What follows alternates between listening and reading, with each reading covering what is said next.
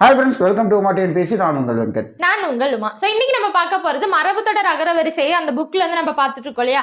அதுல நம்ம இன்னைக்கு பார்க்க போறது 8வது வீடியோ. ஸோ இது பாத்தீங்கன்னா இந்த புக்ல 7வது பேஜா இருக்கும். இது ஃபுல்லாவே நீங்க வந்து பாருங்க. மொத்தமா 45 வார்த்தைகள் இருக்கும். ஓகேவா? ஸோ 45 சொற்கள்.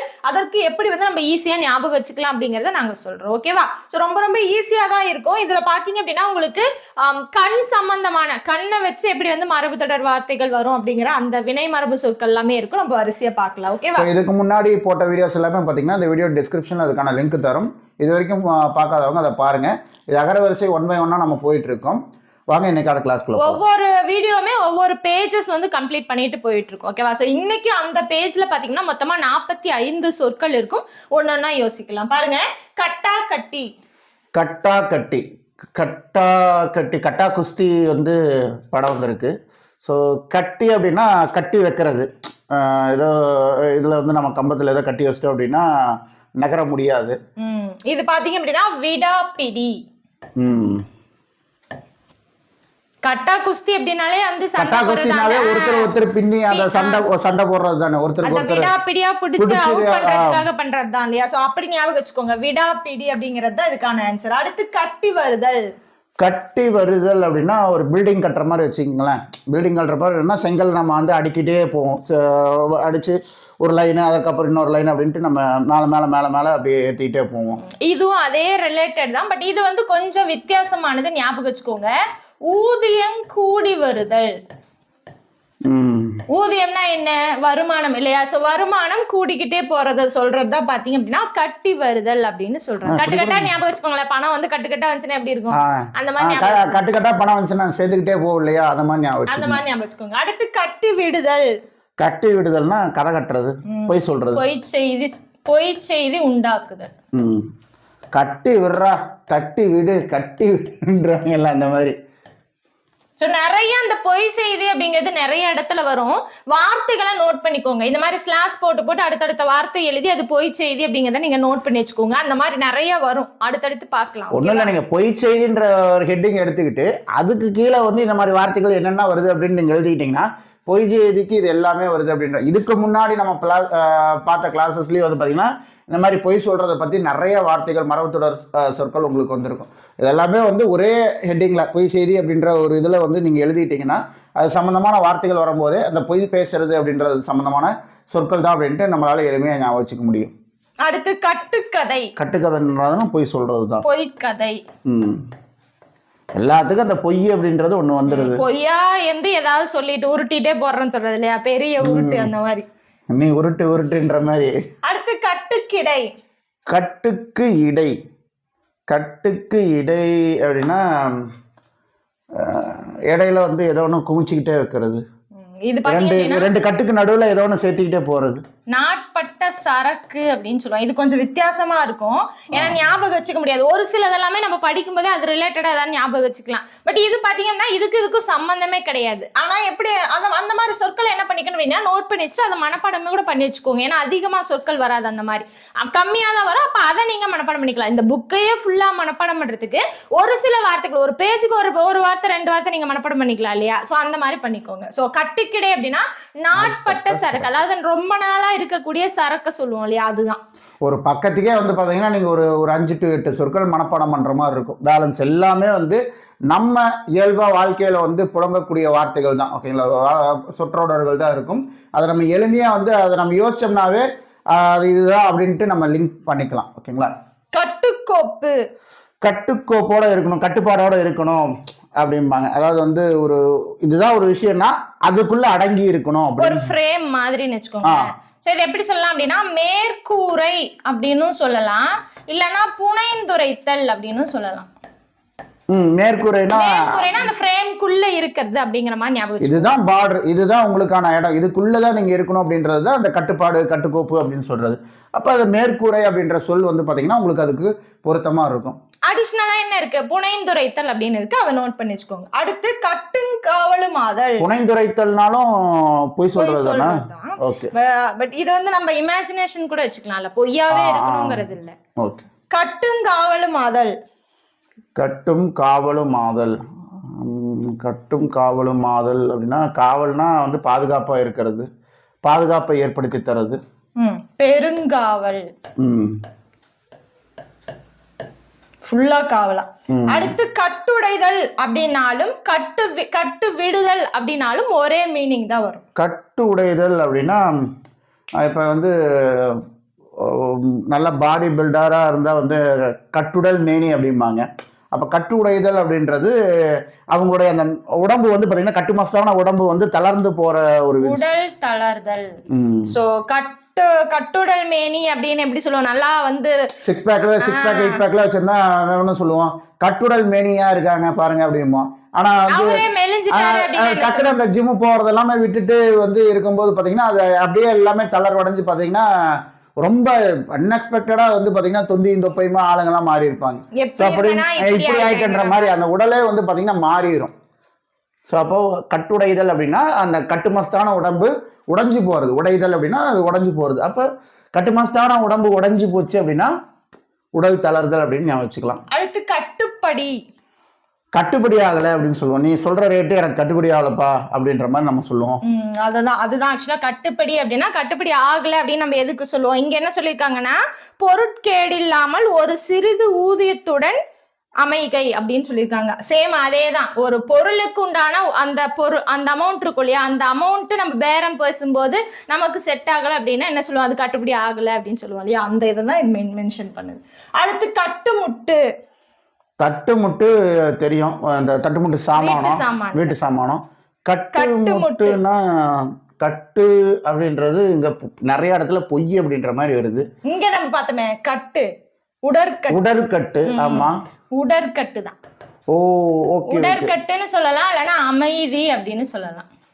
ஓகே, கட்டுமுட்டு அப்படின்னா கட்டுமஸ்தானா இருக்காங்க அப்படின்னு சொல்றோம் இல்லையா, அதேதான் உடற்கட்டு இல்லைன்னா அமைதி அப்படின்னு சொல்லலாம். ஓகே. அடுத்து கட்டுரை அப்படின்றது தெரியும், நம்ம எழுதுறது. ஏதோ ஒரு இப்போ வந்து பார்த்தீங்கன்னா ஒரு அறிஞர்கள் பற்றி கொடுத்தோம்னா கட்டுரை எழுதுங்க அப்படின்னா நம்ம ஸ்கூலில் வந்து கட்டுரை எழுதுவோம். உரைத்தல் அப்படின்போது எழுதுறது கிடையாது, உரைத்தல்னா பேசக்கூடியது. இப்போ யாராவது ஒரு தலைவர்களை பற்றி நம்ம பேசக்கூடியது, அந்த பேச்சு போட்டியில் பேசக்கூடிய ஒரு இது. பேசும்போது எப்படி சொல்லுவோம், நம்ம அவங்கள பற்றி நல்லதா வந்து ஸ்ட்ராங்காக சொல்லுதல். அது சொல்றதுல எந்த ஒரு தப்பு, அதாவது எந்த ஒரு பொய்யும் இருக்காது, என்ன இருக்கோ அதை அப்படியே சொல்லுவோம். அப்ப அதை வந்து நம்ம ஸ்ட்ராங்கா சொல்லுவோம் இல்லையா, அதை வந்து உறுதியாக சொல்லுதல் அப்படின்னு. ஏன்னா அவங்கள பற்றி நம்ம என்ன சொல்றது, ரொம்ப சிறப்பா பெருமையா நம்ம சொல்லுவோம். அப்படி சொல்லும் போது நமக்கே டவுட் இருக்கிற மாதிரி நம்ம பேச மாட்டோம். ரொம்ப ஸ்ட்ராங்கா ஆமா அவர் தான் தி பெஸ்ட் அப்படின்ற மாதிரி நம்ம அடிச்சு சொல்லுவோம். அந்த உறுதியா சொல்லக்கூடிய வார்த்தைகள். ஓகே. அடுத்து கட்டை அவிழ்த்தல்னா யாரையா கட்டி இருந்தா அவிழ்த்து விட்டுறதா, அந்த மாதிரிதான். இது பொய் கூற தொடங்குதல். ஓ, கட்டை அவிழ்த்து விடுறது ஸ்டார்ட் பண்றாங்க. கட்டை அதாவது ரொம்ப நாளா கட்டி வச்சிருந்தத அவுத்து விடுறது, அந்த பொய்ய வந்து சொல்ல ஸ்டார்ட் பண்றோம் இல்லையா, அந்த வாய்ப்பு வந்து மனசுக்குள்ளேயே அந்த வந்து இந்த மாதிரி வஞ்ச வச்சுட்டு இருந்தோம்னீங்களேன், அதுக்கான சான்ஸ் எதிர்பார்த்துக்கிட்டே இருப்போம். வந்துச்சு அப்படின்னு வைங்களேன், அதுக்கான வாய்ப்பு வருது அப்படின்னா மொத்தத்தையும் என்னென்ன கதை அளந்து விடணுமோ மொத்தத்தையும் வந்து அளந்து விட்டுறது, ஓதி விட்டுறது அந்த மாதிரி. அடுத்து கணக்கு வழக்குனா அக்கௌண்ட்ஸ் பாக்குறது, அதாவது வந்து வரவு செலவு கணக்கு பாக்குறது. கொடுக்கல் வாங்கல்.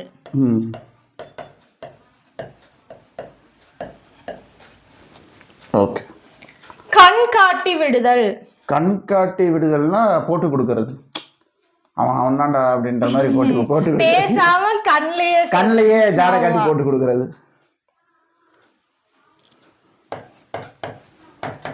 சாடையாய் ஏவி விடுதல். காட்டி கொடுக்கறதுனா நம்ம எட்டப்பன் ஞாபகம் வச்சுக்கலாம்.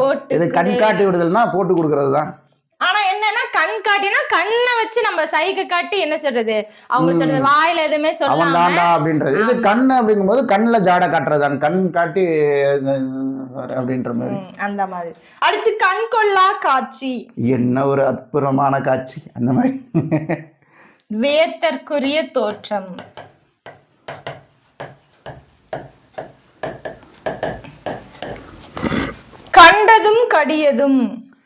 கண்டது கடியது தின்னு உடம்புக்கு எடுத்துக்காதீங்க அப்படிம்பாங்க. கிடைக்கிறதெல்லாம் இது பண்ணி அந்த மாதிரி. நல்லதும் தீயதும். கண்டது கடியதுன்னா நல்லதும் தீயதும். கண்டதுண்டமா இந்த ஆட்டு வந்து பீஸா துண்டு துண்டா பண்றது. பல துண்டம். ஆடு மட்டும் தான் உங்களுக்கு தெரியும். பல துண்டம், பல பீஸா வந்து அதை இது பண்ணிடுறது. கண்ட மட்டும், கண்ட மட்டும் அப்படின்னா பார்க்கிற வரைக்கும். மிகுதியாய், கண்ட மட்டும் அப்படின்னா மிகுதியாய். ஓகே, பார்த்துக்கிட்டே இருக்கிறது, ரொம்ப ஜாஸ்தியா பார்க்கறது. நீங்க ஒண்ணு இல்ல, நீங்க வந்து பார்வையில பாத்தீங்க அப்படின்னா 2 கண்ணுலயும் பாத்தீங்க அப்படின்னா இந்த எட்ஜ்ல இருந்து இந்த எட்ஜ் வரைக்கும் தெரியும். நம்ம அந்த கண் பார்வைக்கு மிகுதியா இந்த போர்ஷன்ல என்ன தெரியுமோ அந்த அளவுக்கு ஃபுல்லா தெரிஞ்சிடும். ஒரு கண்ணை மூடினீங்க அப்படின்னா அது அந்த கண் வந்து எந்த அளவுக்கு மேக்சிமம் பார்க்க முடியுமோ அந்த ஸ்பேஸை தான் பார்க்கும், மற்ற இடத்த பார்க்காது. அந்த மாதிரி ஞாபகம் வச்சுக்கோங்க. கண்ட மட்டும்னா இப்ப கண் பார்வையே இருக்கு அப்படின்னா நம்ம அந்த கண் வந்து எந்த அளவுக்கு மேக்சிமம் பார்க்க முடியுமோ அந்த ஏரியாவை சுத்தி பார்த்துரும். நீங்க வேணா ட்ரை பண்ணி பாருங்க. நான் தான் ட்ரை பண்ணிட்டு இருக்கேன். இப்படி கண்ணை முன்னா தெரியல, இப்படி கண்ணை முன்னா இது தெரியும், அந்த சைடுல தெரிய மாட்டேங்குது. ஓகே. கண்டானும் உண்டானும், கண்டானும் முண்டானும், ஆணும் ஆணும். கண்டு கண்ட அப்படின்னா நம்ம என்ன சொன்னோம், கட்டு அப்படின்னா அந்த உடலை பத்தி சொல்லுச்சு. கண்டு கண்ட அப்படின்னா பல துண்டங்கள், கண்ட துண்டம் அப்படின்னா பல. கண்டானும் முண்டானும், கண்டு ஆணும் ஆணும். கண்டானும் உண்டானா வீட்டுல இருக்க தட்டுமுட்டு சாமான், கண்ட மேனிக்கு போட்டு வச்சிருப்போம் இல்லையா, கண்ட முண்டமா இருக்குது, எடுத்து ஒழுங்குபடுத்தி அப்படின்பாங்கல்ல. வீட்டுல இருக்கக்கூடிய தட்டுமுட்டு சாமான்கள் தான் பாத்தீங்க அப்படின்னா கண்டானும் உண்டானும். ஓகே. அடுத்து கண்டுங்காணாமை, அதை எழுதிடலாமே.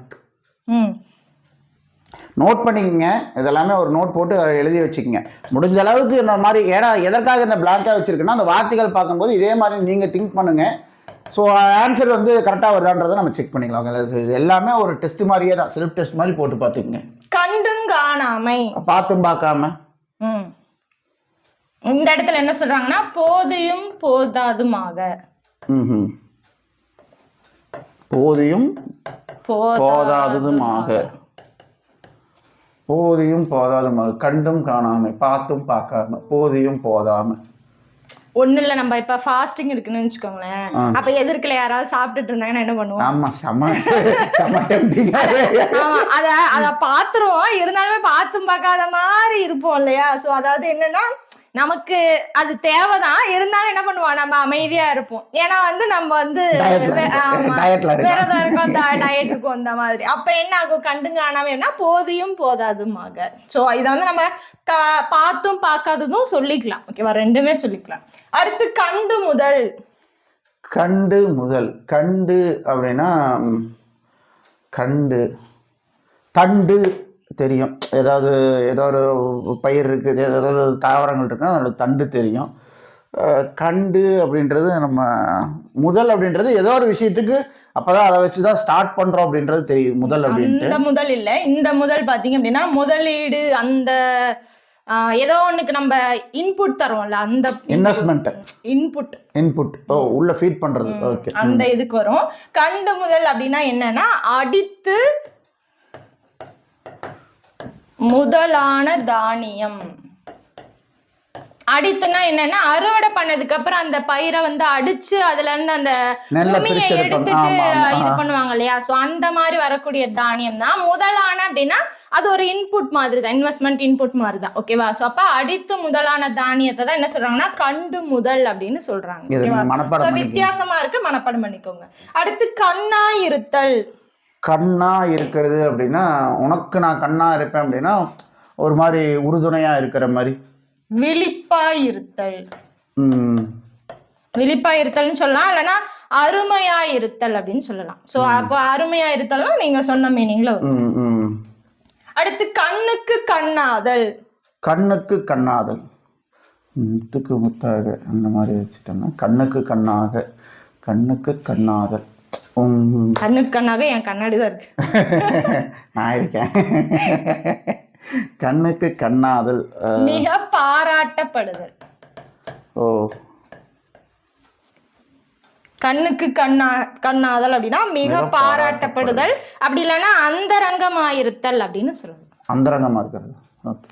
அடுத்து கண்ணும் கருத்துமாய். கண்ணும் கருத்துமாய்னா விழிப்புணர்வோட இருக்கிறது, முழு கவனிப்புடன். எந்த ஒரு விஷயத்த செஞ்சாலும் கண்ணு கருத்துமா செய்ப்பா அப்படின்னா ரொம்ப ஜாக்கிரதையா செய்ய அப்படின்ற மாதிரி சொல்லக்கூடியது. அடுத்து கண் எடுத்து பார்த்தல். கண் எடுத்து பார்த்தல், இப்படி சொல்லலாமா? அந்த கோயிலுக்கு போய் நம்ம வேணும்னா வந்து தாயே பராசக்தி என்ன கண்ணெடுத்து பாருமா, கண்ணெடுத்து பாருமா, நான் கேட்கறதெல்லாம் நடத்தி கொடுமா அப்படின்னு நம்ம வேண்டுறோம் இல்லைங்களா? அந்த கடவுளோட அருளை எதிர்பார்த்து அருள் செய்தல், கண்ணெடுத்து பார்த்தல் அப்படின்னா அருள் செய்தல். சோ சாமியை கும்பிடுறது ஞாபகம் வச்சுக்கலாம். கண்ணெடுத்து பாருமா அப்படின்னு நம்ம சாமியை கும்பிடுவோம் இல்லையா? என்னையும் கொஞ்சம் கவனிமா, ரொம்ப சிரமத்துல இருக்கேன், என்ன கொஞ்சம் பாருமா அப்படிம்போம்ல. கண்ணை காட்டுதல். கண்ணை காட்டுதலா? கண்ணை காட்டுதல், கண்ணை காட்டுறது அதான் கண்ணு. கண் சாடை. ஓ, கண் சாடை காட்டுதல். ஓகே, இதுவும் ஜாடை காட்டுறது தானா? ஜாடை காட்டுறது தான். கண்ணை காட்டுதல்னாலும் கண்ணை காட்டுதல்னாலும் கஞ்சாடை காட்டுறது தான். கண்ணோடுதல், இறக்கப்படுதல். திருக்குறள், திருவள்ளுவர் கண்ணோட்டம். கண்ணோட்டம், இறங்குதல். கண் பிதுங்குதல். கண் பிதுங்கிறது அப்படின்னா வெளி பிதுங்கிறது, நம்ம ஒரு மாதிரி ப்ரெஷர் சுச்சுவேஷன்ல இருக்கோம் அப்படின்னா நம்ம விழி பிதுங்கி போவோம். வேலை மிகுதியாய் வருத்தமிரல்.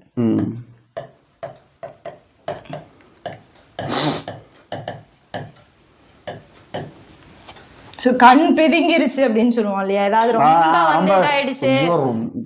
இப்ப நம்ம வந்து என்ன சொல்றோம், சக்கையா புழிஞ்சிட்டாங்களான்னு சொல்றோம்.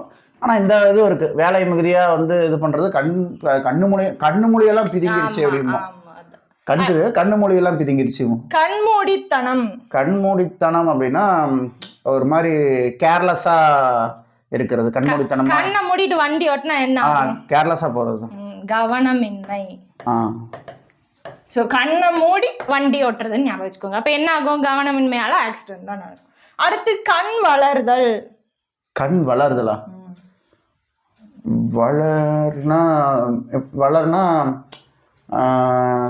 வளர்னா வந்து வளர்ந்துட்டு போறது, ஒரு பௌர்ணமி மாதிரி வச்சுக்கலாம். கண் வளர்தல் அப்படின்றது இது ஞாபகம் வராது. இது வந்து தூங்குதல். கண் வளர்தல்னா தூங்குதல். சாமி அப்புறம் வந்து ஒரு குருமார்கள் இருக்காங்க அப்படின்னா அவங்க சொல்லும் போது நம்ம வந்து கண் வளர்தல், தூங்குறாங்க அப்படின்னு சொல்ல மாட்டாங்களாமா, கண் வளர்தல் தான் சொல்லுவாங்க. கண் வளர்த்து எங்கேயோ பழைய சாமி பாட்டு எங்கேயோ நான் கேள்விப்பட்டிருக்கேன். அந்த மாதிரி அவங்க வந்து இப்ப சாமியெல்லாம் தூங்க வைக்கிறாங்க இல்லையா, அந்த டைம் ஆகட்டும் குருமார்கள்லாம் தூங்குறாங்க அப்படின்னா தூங்குறாங்க அப்படின்னு சொல்ல மாட்டாங்களாமா.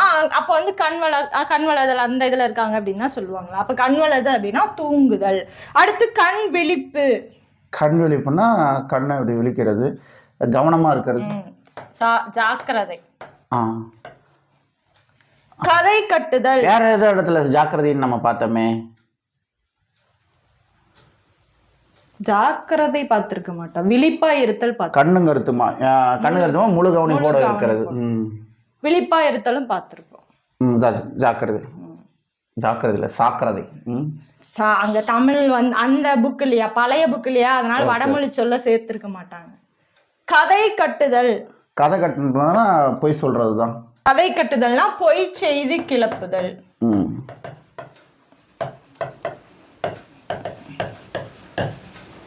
யாரோ ஒருத்தவங்களை பத்தி நம்ம என்ன பண்ணுவோம், கதை பட்டிட்டு விட்டு கிசு கிசுன்னு சொல்றோம்ல, அதுதான் கதை கட்டுறதுன்னா. என்னன்னே தெரியாது, நம்ம பாட்டுக்கு அவங்கள பத்தி கதை சொல்லிட்டு விட்டு போயிடுறது. அப்ப பொய் செய்தி கிளப்புதல். அடுத்து கதை பண்ணுதல். கதை பண்றதுன்னா சினிமாவுக்கு கதை பண்ணலாம், இல்லைன்னா சினிமாவுக்கு கதை அப்படின்னாலும் அதுவும் பொய் தானே. ஏதோ ஒரு என்ன சொல்றது, ஒரு இட்டு கட்டி சொல்றது அப்படின்றது, இல்லாத ஒண்ண வந்து ரெடி பண்றது தான் கதை பண்றது. இதுவும் வித்தியாசமானதுதான். கட்டி பேசுதல். அது கட்டி பேசுறது. ஆமா, கதை பண்ணுதல் அப்படின்னா கட்டி பேசுதல். இப்படி கூட வச்சுக்கலாமே. இதுக்கு முன்னாடி நம்ம கதை கட்டி பேசுறது, கதை கட்டி பேசுறது அப்படின்னா கதை பண்ணுதல் கதை கட்டி அப்படியே வச்சுக்கலாம். கதை கட்டி பேசுதல் அப்படின்னு அப்படியே ஞாபகம் வச்சுக்கலாம். அடுத்து கதை வளர்த்தல். கதை வளர்த்தலா? கதை வளர்த்தல்னா பேசி பேசி பேச்சை விரித்தல். இந்த பஞ்சாயத்து எல்லாம் பாத்தீங்க, படத்துல எல்லாம் பஞ்சாயத்து பாத்திருக்கீங்களா? அந்த பஞ்சாயத்து சீன்ல பாத்தீங்கன்னா ஏதோ ஒண்ணுக்கு பேச வந்து வேற வேற பேசி பேசி அந்த இதை வளர்த்துக்கிட்டே இருப்பாங்க. இந்த சூனாப்பானா கண்ணாத்தாள் படத்துல பாத்தீங்கன்னா சூனாப்பானான்னு ஒரு கேரக்டர் வடிவேல் பண்ணியிருப்பார். அவர் அந்த பஞ்சாயத்தை ஆட்டையை அப்படிதான் கிளச்சுடுவார், அப்படி கிளம்பு கிளம்பு கிளம்பு அப்படின்ட்டு. அப்ப பேச்ச வந்து விரிச்சுக்கிட்டே. அடுத்து கத்தி முனையாதல். கத்தி முனையாதல் அப்படின்னா கத்தியோட முனை ரொம்ப ஷார்ப்பா இருக்கும். அந்த மாதிரி ரொம்ப என்ன சொல்றது, ரொம்ப ஷார்ப்பா, அது மாதிரி கண்டிப்போட, மிக கண்டிப்பாக இருத்தல்.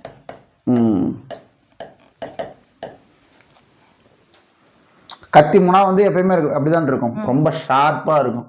ஏதோ ஒன்று பண்ணோம்னா டடக்குன்னு குத்திரும். அந்த மாதிரி குத்திக்கிட்டே இருக்கிறது மிக கண்டிப்பாக இருத்தல். கந்தல் கூலம். கந்தல் கூலம் அப்படின்னா ரொம்ப களைஞ்சி குப்பையாட்டம் கிடக்கிறது. தாறுமாறு. ஸோ குப்பை வந்து அப்படியே அடிக்கிற மாதிரிலாம் இருக்காது, கசகசன்னு இருக்கும் இல்லையா, தாறுமாறா கலந்து இருக்கும். அதை தான் என்ன சொல்றோம் அப்படின்னா கந்தல் கூலம் அப்படின்னா தாறுமாறு. நார்மலா கந்தல் கூலம் அப்படிங்கறத குப்பை அப்படின்னு தான் நம்ம சொல்லுவோம், குப்பை இருக்கிற இடத்த தான் கந்தல் கூலம் அப்படின்னு சொல்லுவோம். ஸோ தாறுமாறு. அடுத்து கம்பளி பேச்சு. கம்பளி பேச்சு. கம்பளி வந்து கம்பளி வந்து விரிச்சு இந்த கல்யாணத்துக்கு நிச்சயதார்த்தத்துக்கு இதெல்லாம் கம்பளி போட்டு அது மேலே உட்காந்து பேசுவாங்க. அப்படி வேணாம், இப்படி ஞாபகம் வச்சுக்கலாம். இந்த லவ் பண்றவங்க எல்லாம் கம்பளியை போத்திட்டு பேசுவாங்க இல்லையா, அங்க ஒண்ணுமே இருக்காது, மேட்ரே இருக்காது, வீணா தான் பேசிட்டு இருப்பாங்க. அப்ப என்னது அது, வீண் பேச்சு. Okay, right.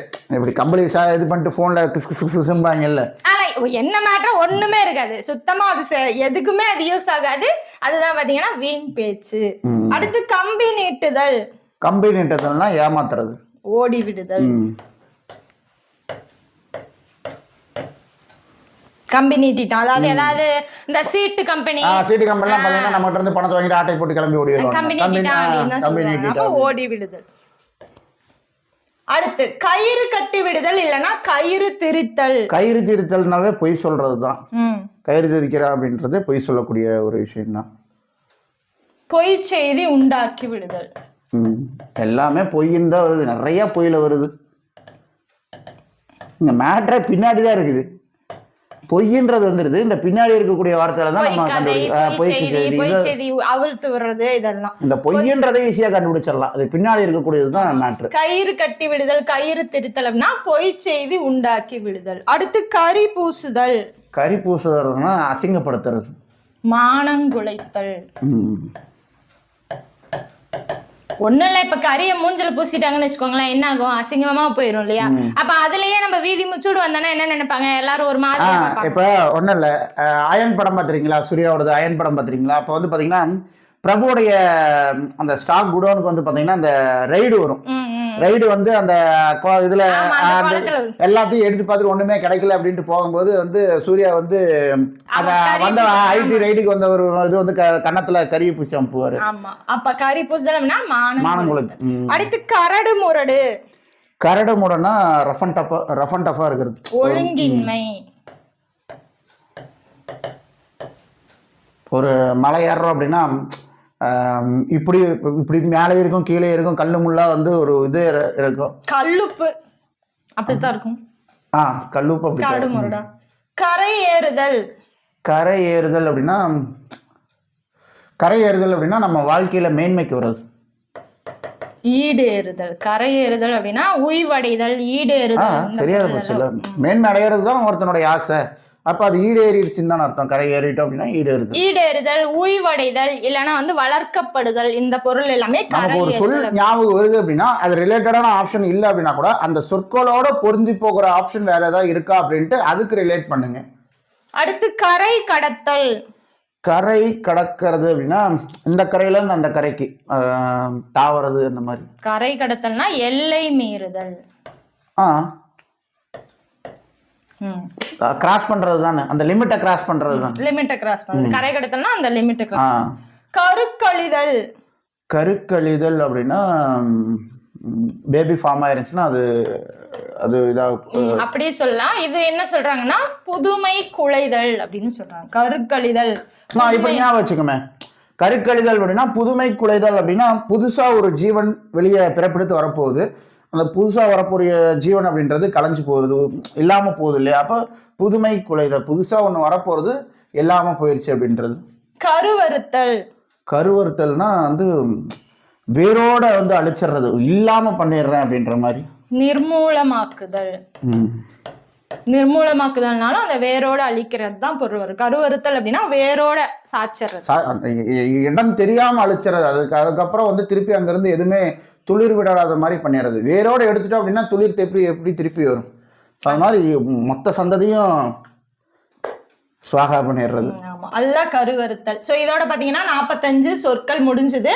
ஸோ இந்த வீடியோ உங்களுக்கு 8வது வீடியோ தான். இதுக்கு முன்னாடியும் இதில் 7 வீடியோஸ் வந்து நாங்கள் ஃபுல்லாக போட்டிருக்கோம். மரபு தொடர் வரிசை அப்படிங்கிற பிளேலிஸ்ட்ல இருக்கும். பார்க்காதவங்க ஃபுல்லாக அதை பாருங்க. ஸோ இந்த மாதிரி இந்த வீடியோ வந்து எந்த அளவுக்கு யூஸ்ஃபுல்லாக இருக்கு அப்படிங்கிறதையும் கமெண்ட் பாக்ஸில் கமெண்ட் பண்ணுங்க. இந்த மாதிரி ஒவ்வொரு வார்த்தையும் நீங்கள் யோசனை பண்ணீங்க அப்படின்னா உங்களுக்கு எல்லாமே ஞாபகம் வந்துடும். எல்லாத்தையும் மனப்பாடம் பண்ண முடியாது, மனப்பாடம் பண்ணாலும் மறந்துடும். அதனால இந்த மாதிரி ஞாபகம் வச்சுக்கோங்க.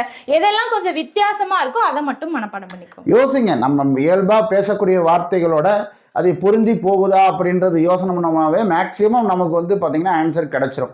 ஓகேங்களா? ஒரு சிலது வந்து நம்ம யோசனை பண்ணக்கூடியதுக்கு தொடர்புடையதாக இருக்கும், அவ்வளோதான் இருக்கும். அதையெல்லாம் தாண்டி வந்து பார்த்தீங்கன்னா ஒரு 10% வந்து நம்ம எப்படி யோசிச்சாலும் ஆன்சர் தெரியாத மாதிரி ஒன்று நிற்கும். அதை மட்டும் நம்ம மனப்பாடம்னா போதும்.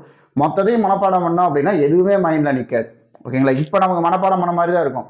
எக்ஸாம் ஹாலில் உட்காந்து இது பண்ணும்போது நமக்கு ஞாபகத்தில் வராது. பட் இப்படி நீங்கள் யோசிக்க ஆரம்பிச்சிங்க அப்படின்னா அந்த வார்த்தைக்கு இப்படி தான் நம்ம யோசித்தோம் அப்படின்ற அந்த யோசிக்கிற விதம் நமக்கு வந்து அந்த இடத்துல எக்ஸாம் ஹாலில் நமக்கு ஹெல்ப்ஃபுல்லாக இருக்கும். ஓகேங்களா?